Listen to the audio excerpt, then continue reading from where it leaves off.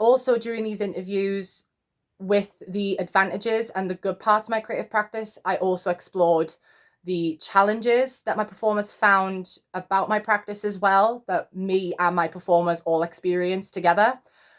So, first point that was a common denominator around my performers was the choreography being quite quick, high octane, high impact because of Dagny's music having an energetic flow throughout it, where I've had to adapt it and simplify it to people's dancing capabilities because some people haven't done musical theatre before. Some people also had injuries that I had to like take into account, where in essence, this has helped effectively support the story more. So, Come Over, I structured it with less people in mind. So, people have left stage and it's less people performing the choreography to when I originally done it at the very beginning of my process, which allowed for a lot more breath and rest for my performers, where I was able to focus on Elle and Jack's genesis of their relationship. So the crush phase, where Elle starts texting him, and then they finally meet in person, and then the ruminations of this relationship, where it really makes it a lot more translatable for audiences to understand where the story is going.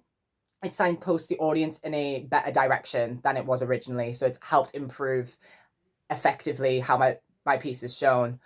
In addition to this, a lot of characters and the development of characters, especially with choreography and the time frame, has been quite difficult. Where hot seating was a recommendation that I can try out with my performers as well to really develop character. But in order to really develop character within the time frame that we have and rehearsals, I set up online character dissections on Teams for certain people, where we pull apart any key moments that the character might have.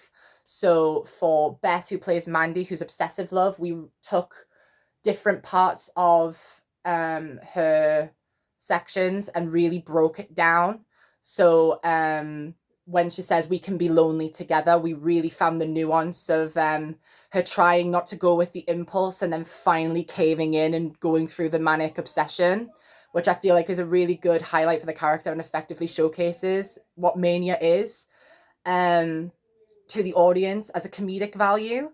And also with challenges, the idea of casting more characters than what I actually pitched was a big challenge because it made choreography a lot harder to block, and there was a lot more priorities in characterization and scene building.